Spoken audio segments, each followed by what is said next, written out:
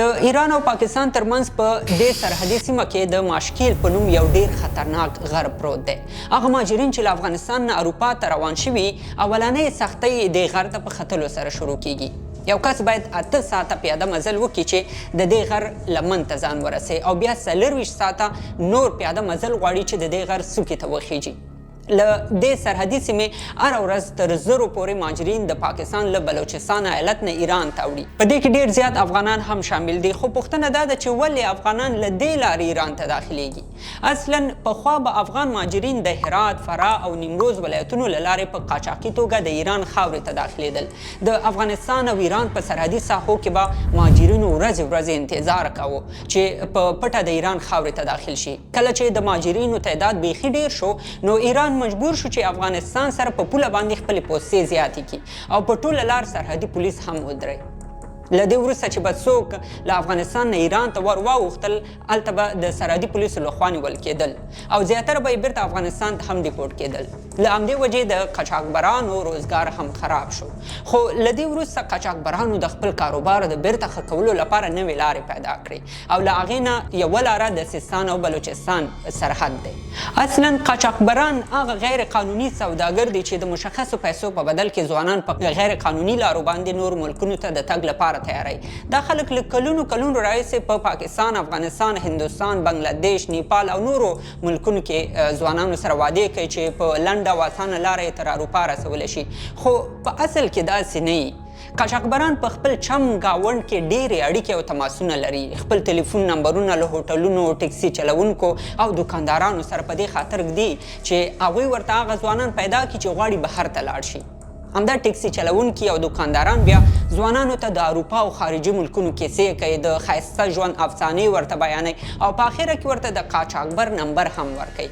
په دې کار سره دوی خپل کمیشن اخلي. اصلا کله چې ځوانان له قاچاقبر سره تماس ونیسي، قاچاقبر ورسره په ډیر اخلاق او پرهیزګارۍ خبرې شروع کړي. بار بار ورته دا ډاډ ورکوي چې په داسې لار دې بیایم چې هیڅ خطر پکې نشته او په اخره کې ځوان ډاډه او قانع هم شي په دې خبرو باندې.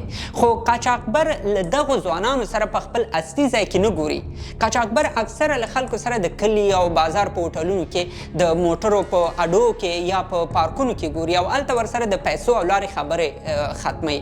او دا په دې خاطر چې چاته یې د کور او کلي پته ونه لګي. یو خو به دولت په اسانۍ سره نشي پیدا کولی او بل دا چې په راتلونکي کې پې څوک تاوان نشي. په افغانستان کې نیمروز هغه ولایت دی چې تر ټولو ډېر قاچاقبران لري. د ټول هیواد نه ځوانان د نیمروز ولایت زرنج ښار ته ورځي او هلته د ځان لپاره قاچاقبر پیدا کوي او له همدې ځایه د سفر تابیا هم نیسي. د زرنج ښار نه د پاکستان تر سرحده پورې مشخص ډریوران دي.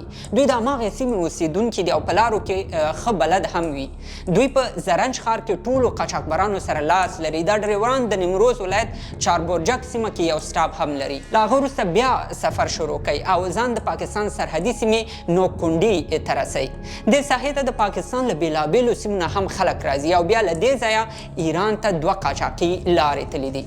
اوله یې د رجا په نوم لاره ده چې پیاده تګ پکې کم دی او اکثره د فامیل خلک په دې باندې ځي. خو قاچاقبران بیا له مهاجرینو په دې لاره د تګ لپاره ډېرې زیاتې پیسې غواړي. دویمه لاره یې د ماشکیل په نوم لوړ غر باندې پیاده تګ دی. په دې لاره چې څوک ځي قاچاقبر ته پیسې کمې ورکوي خو له سخت تکلیف او عذاب سره هم مخ کیږي. د ماشکیل په غر باندې ختل یو مشکل، خو بیرته ترې راښکته کېدل بل مشکل دی. ډېر هغه خلک چې په دې لارو باندې تلي وایي چې کله له دې غر نه څوک معمولي هم راخویه شي په هیڅ صورت ژوندی نه پاتې کېږي. دلته مهاجرین له سختې لوږې او تندې سره مخ کېږي. د ځینو خپې ماتې شي او ځینې له خپل کاروان نه شاته پاتې شي چې مړی او ژوندی یې بیا ورک شي. دلته که مهاجرین له خپل اصلي قاچاقبر سره تماس هم نیسي هغوی جواب نه ورکوي، ځکه قاچاقبر دا خلک د ایران په سیستان او بلوچستان ایالت کې نورو قاچاقبرانو ته حواله کړي. په اصل کې د سیستان او بلوچستان ایالت دومره ډېر قاچاقبران لري چې له وجې د ایالت د قاچاقبرانو په مرکز باندې یادېږي. دا ټول قاچاقبران بیا په افغانستان او پاکستان کې له نورو قاچاقبرانو سره پخې اړیکې لري. که یو قاچاقبر له افغانستان نه تر ایران پورې مهاجرین رسوي، په لارو کې به له څو نورو قاچاقبرانو سره رابطه لري. هغوی بیا له نورو سره اړیکه لري او بالاخره سر یې تر سیستان او بلوچستان پورې رسیږي. نو په همدې توګه د ایران، افغانستان او پاکستان قاچاقبرانو د مهاجرینو په سر یوه لویه شبکه جوړه کړې او همدا یې د ژوند لپاره د عاید لویه سرچینه هم وي. دوی حتی په لویو لارو، چک پوسټونو او سرحدونو کې له پولیسو او امنیتي کسانو سره لاس لري او د پیسو په بدل کې یو بل سره همکاري هم کوي.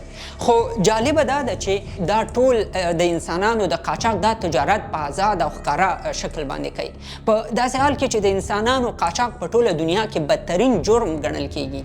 د ملګرو ملتونو لخوا د مهاجرینو قاچاق برخه کې یوه معاهده هم شوې ده. د دې معاهدې په 2مه، 4مه او 5مه ماده کې واضح لیکل شوي چې هیڅوک نشي کولی د تجارت په نیت مهاجرین په قاچاقي لارو نورو ملکونو ته ورسوي. که څه هم ایران په 2004 کال کې د انسانانو د قاچاق د مخنیوي لپاره یو قانون هم پاس کړی دی، خو د سیستان او بلوچستان ایالت قاچاقبران خپل فعالیت آزاد کوي. حتی پولیس او امنیتي کسان هم ورسره د پیسو په مقابل کې کومک کوي او مهاجرینو ته یې زمینه برابره کړې ده چې له سرحد نه راواوړي. خو پوښتنه دا ده چې ولې د ایران حکومت په دغو لارو تیریدونکو مهاجرینو په اړه یو مشخصه پالیسي نه لري؟ مثلا له یوې خوا په سیستان او بلوچستان ایالت کې د آزاد ګرځېدونکو قاچاقبرو مخه نه نیسي او بل خوا کله چې همدا قاچاقبر مهاجرینو ته زمینه برابره کړي چې ایران ته داخل شي، بیا یې نو قتل عام کړي. د زیمیا جورنال په نوم د تحقیقي ادارې په سیستان او بلوچستان ایالت کې په همدې موضوع باندې یو تحقیق کړی دی. دوی د نورو دلایلو په څنګ کې دا هم ویلي چې په ایران باندې نړیوال بندیزونه دي او د غیر قانوني مهاجرینو د کنټرول په برخه کې ورسره هیڅ نړیوال سازمان او اداره همکاري نه کوي. نو په همدې خاطر یې قاچاقبران هم همداسې آزاد پرېښي دي او کله کله له مهاجرینو سره ظالمانه چلند هم په دې خاطر کوي ترڅو د مهاجرت نړیوال ادارې چې دي د هغوی پام ځان ته راواړوي او په مقابل کې ورسره مالی همکاري بیا وکړي. خو اخري پوښتنه دا ده چې له دومره ډېرو مشکلاتو سره سره هم له افغانستان نه ولې هر کال زرګونه ځوانان بهر ته وځي؟ ملګرو ملتونو په یو راپور کې لیکلي چې یوازې په 2023 کال کې له افغانستان نه شاوخوا 9.5 لکه افغانان مهاجر شوي دي. په دې کې زیاتره افغانان د بیکارۍ له وجې له هېواده وتلو ته مجبور شوي دي. ځینې د ژوند د سهولتونو نشتون او ناامنۍ له امله هم وتلي دي. خو په دې تحقیق کې له زرو هغو ځوانانو سره مرکې شوي دي چې غوښتل له افغانستان نه ایران ته لاړ شي. په دوی کې 80% کسانو ورته ویلي چې یوازې د بیکارۍ له وجې خپل وطن پرېښی دی. نو هغه ځوان چې د غربت او تنګلاسۍ له وجې خپل وطن پرېږدي باید قاچاقبر ته هم زرګونه پیسې ورکړي او دا پیسې به یې له خپل کلي او مالت کې له ملګرو او خپلوانو نه په دې ارمان راقرض کړي چې په بل وطن به یې د ژوند حالت بهتر شي او بیا به ټول قرضونه هم ورخلاص کړي. خو خبر نه چې یو قاچاقبر په بل خرڅ کړي، بیا یې په بل خرڅ کړي او هغه بیا په بل خرڅ کړي او په اخره کې یا په سیند لاوشي یا په لار کې له لوږې ساه ورکړي او یا په ایران کې د بېرحمه پولیسو د ډزو ښکار شي.